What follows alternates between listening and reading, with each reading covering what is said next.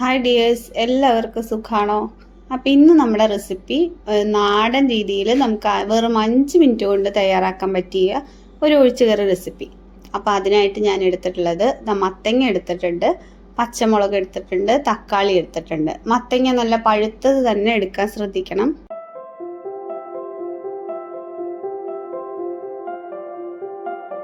അപ്പം മത്തങ്ങ മാത്രമല്ല കേട്ടോ പഴുത്തത് എടുക്കേണ്ടത്, തക്കാളിയും കൂടെ പഴുത്തത് എടുക്കണം. ഇനി നമുക്കിതെല്ലാം നുറുക്കി എടുത്തുകൊണ്ട് വരാം. അപ്പോൾ ഇത് നുറുക്കി വെച്ചിട്ടുണ്ട്. വലിയ കഷ്ണങ്ങളാക്കി തന്നെയാണ് എല്ലാതും നുറുക്കിയിട്ടുള്ളത്. അപ്പോൾ ഈ കറിക്ക് നമുക്ക് മത്തങ്ങയുടെ തൊലി കളയേണ്ട ആവശ്യമില്ല കേട്ടോ. തൊലിയോടുകൂടി തന്നെയാണ് ഞാൻ എടുത്തിട്ടുള്ളത്. അതിനിപ്പോൾ പച്ച മത്തങ്ങയാണെങ്കിലും അതിൻ്റെ തൊലി കളയണ്ട, പഴുത്ത മത്തങ്ങ തന്നെ എടുക്കാൻ ശ്രദ്ധിക്കണം. ഈ കറിയുടെ രുചി കിട്ടുക പഴുത്ത മത്തങ്ങ കൊണ്ട് ഉണ്ടാക്കിയാലാണ്. ഇനി നമുക്കൊരു കുക്കറിലോട്ട് ഈ മത്തങ്ങ കഷ്ണങ്ങളും തക്കാളിയും പച്ചമുളകും എല്ലാം ഇട്ട് കൊടുക്കാം. കുക്കറിലായതുകൊണ്ട് അപ്പോൾ വീഡിയോ ആരെങ്കിലും സബ്സ്ക്രൈബ് ചെയ്യാതെ കാണുന്നവരാണെങ്കിൽ ഒന്ന് അപ്പോൾ കുക്കറിലോട്ട് കഷ്ണങ്ങളെല്ലാം ഇട്ട് കൊടുത്തതിന് ശേഷം ഞാനിത് ആവശ്യത്തിനുള്ള വെള്ളം കൂടെ ഒഴിച്ചു കൊടുത്തിട്ടുണ്ട്. ഇനി നമുക്ക് ഇതിലോട്ട് ആവശ്യമായ ഉപ്പ് ചേർത്ത് കൊടുക്കണം. ഈ കറിയിലോട്ട് നമ്മൾ മുളക് പൊടിയോ മല്ലിപ്പൊടിയോ ഒന്നും ചേർക്കുന്നില്ല. അപ്പോൾ പച്ചമുളക് ചേർക്കുമ്പോൾ പ്രത്യേകം ശ്രദ്ധിക്കണം. എരിവിന് ആവശ്യമായ പച്ചമുളക് തന്നെ ചേർക്കാൻ ശ്രദ്ധിക്കണം കേട്ടോ. അപ്പോൾ ആവശ്യത്തിനുള്ള വെള്ളം കൂടെ ഒഴിച്ചു കൊടുത്തിട്ടുണ്ട്. ഇനി നമുക്കിതിലോട്ട് ഒരു സ്പൂൺ മഞ്ഞൾപ്പൊടി ചേർത്ത് കൊടുക്കാം. അപ്പോൾ ഇനി നമുക്കിതൊന്ന് കുക്കർ ആവി വരാനായിട്ട് അടുപ്പത്തോട്ട് മാറ്റി കൊടുക്കാം.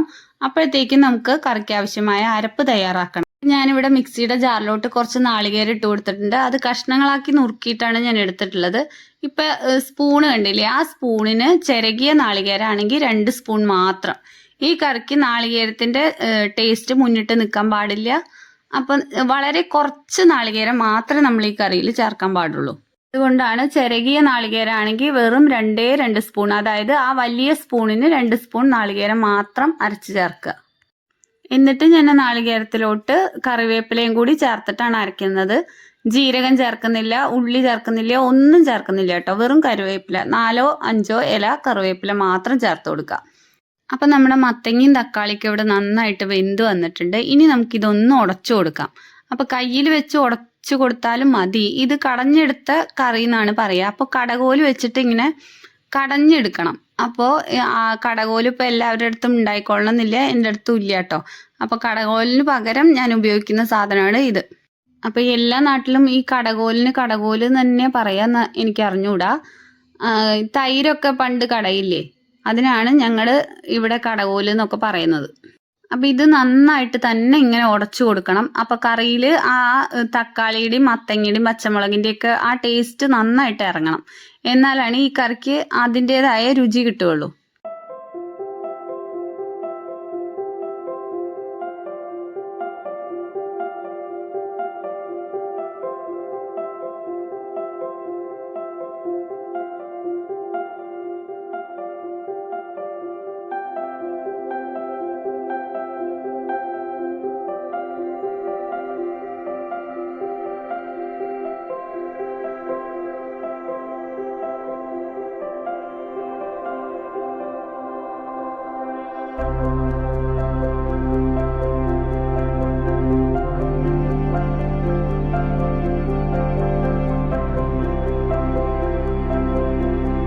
അപ്പം ഞാനിത് നന്നായിട്ട് ഉടച്ചു കൊടുത്തിട്ടുണ്ട്. ഇനി നമുക്കിതിലോട്ട് നാളികേരം ചേർത്ത് കൊടുക്കാം. നമ്മൾ നാളികേരവും കറിവേപ്പിലയും കൂടി അരച്ച് വെച്ചിരിക്കുന്നത് ചേർത്ത് കൊടുത്ത് നന്നായിട്ടൊന്ന് തിളപ്പിച്ചെടുക്കാം.